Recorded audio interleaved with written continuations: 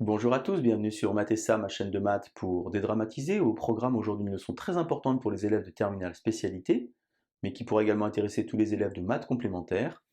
C'est quoi un logarithme népérien? Nous sommes bien évidemment dans le chapitre de terminale spécialité qui traite du logarithme. Je vous insère comme d'habitude le lien vers la playlist du chapitre afin que vous puissiez vérifier vos acquis et vos connaissances. Connaissez-vous par exemple toutes les propriétés liées à la fonction exponentielle enseignées en classe de première spécialité? Savez-vous ce que sont des fonctions réciproques? On a donc pour commencer un petit point historique. John Napier, dont je vous insère ici l'illustration, qui était donc un mathématicien écossais, on prononce aussi parfois John Napier. Il a vécu de 1550 à 1617. Son objectif était donc d'écraser les distances, car en astronomie à cette époque-là, on avait donc des difficultés à calculer. Pour vous donner une idée, la vitesse de la lumière 3 fois 10 puissance 8, eh bien grâce au logarithme inventé par John Napier, ln de 3 fois 10 puissance 8, ça vaut environ 19, et l'objectif était donc réussi. Alors qu'est-ce que c'est qu'un logarithme népérien?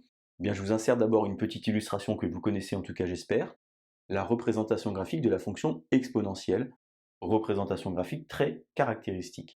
On a donc au voisinage de moins l'infini une courbe qui vient s'aplatir sur l'axe des abscisses. En d'autres termes, la limite de l'exponentielle au voisinage de moins l'infini, c'est 0 plus, et une courbe comme ceci qui s'envole. On a, et vous le savez certainement, une exponentielle qui est donc toujours strictement positive. L'objectif est donc de trouver un antécédent aux images.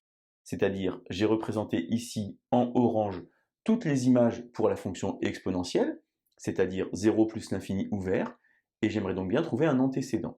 Je prends un nombre, par exemple 3, et je cherche un antécédent à 3 par la fonction exponentielle. Je construis alors à l'aide des petits pointillés comme ceci, pour aller chercher un antécédent, un nombre qui est donc plus grand que 1. Je me rends compte qu'il est ici unique, et je vais lui donner un nom, je vais donc l'appeler ln de 3. ln de 3 qui est un nom déjà connu pour ceux qui ont un petit peu de culture. C'était donc la reine de Sparte, la fille de Zeus, officiellement la plus belle femme du monde pour l'époque. Alors ce ln de 3 finalement, eh bien c'est un nombre qui est plus grand que 1, on l'observe ici sur la représentation graphique, et on construit comme ceci pour tous les nombres de 0 plus l'infini, un antécédent, et ainsi on obtient une nouvelle fonction qui s'appelle le logarithme népérien.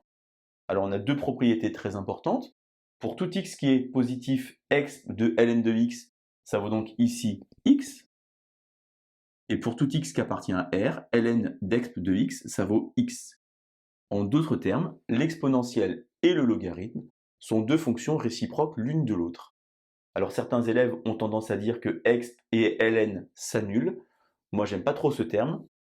On va enlever annuler et on va conserver le terme annihiler qui signifie finalement détruire, car finalement s'il y a bien une fonction qui ne s'annule jamais, c'est l'exponentielle, et vous remarquez que dans annuler il y a nul. Il vaut mieux donc dire annihiler, des fonctions réciproques s'annihilent et on revient ici au point de départ. Alors en termes de domaine de définition, eh bien, vous savez certainement que l'exponentielle est définie sur R, avec des images dans 0 plus l'infini. Eh bien, le logarithme va donc être défini sur 0 plus l'infini, avec des images dans R. Je construis ici la représentation graphique du logarithme népérien, et vous devez savoir a priori que des fonctions réciproques l'une de l'autre ont leurs représentations graphiques qui sont symétriques par rapport à la première bisectrice, celle qui s'appelle y égale x. On va donc reprendre ici l'expression exp de ln de x égale x, en utilisant ici la notation avec le petit e. Pour tout x positif, e de ln de x est donc égal à x, et on va chercher à exprimer la dérivée du logarithme népérien. Alors on doit dériver quelque chose de la forme e de u, avec u de x qui vaut ln de x, mais le problème, évidemment, c'est que je ne connais pas la dérivée de ln. Je vais donc écrire que u' de x, ça vaut ln de x prime. E de u a pour dérivée u' e de u, c'est-à-dire dérivée de l'intérieur. C'est donc ln de x' fois la fonction appliquée à l'intérieur. Et dérivée de x, ça fait 1.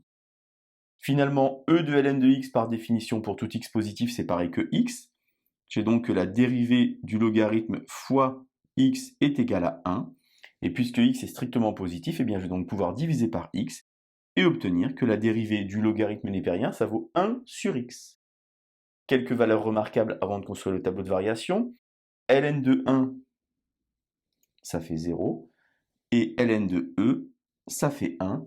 toujours avec cette idée d'antécédent pour la représentation graphique. Donc ici, attention, double barre 0 plus l'infini, double barre en 0. Puisque la dérivée c'est 1 sur x et que ce x est positif, ici on a donc plus. Et ici quelque chose de croissant. Lorsque vous observez ici les domaines, eh bien au voisinage de plus l'infini, le logarithme népérien a pour limite plus l'infini. Retenez bien cependant ce que j'ai dit tout à l'heure à propos de la vitesse de la lumière. Ln de 3 fois 10 puissance 8, ça vaut environ 19. Donc ça tend vers l'infini, mais tout doucement. Et au voisinage ici de 0, naturellement 0 plus, eh bien on obtient moins l'infini. On observe sur la courbe que ça plonge. Et on peut donc affirmer, puisqu'on a ici 0 et ici l'infini, que la droite verticale d'équation x égale à 0 est asymptote verticale à la courbe au voisinage de 0. Voilà donc, on a réussi à répondre à la question c'est quoi un logarithme népérien? C'est finalement un antécédent par la fonction exponentielle, et on construit ainsi une nouvelle fonction. Allez, je vous laisse reprendre tout ça, je vous laisse vous entraîner, et je vous dis à bientôt sur Mathessin. Bonne journée!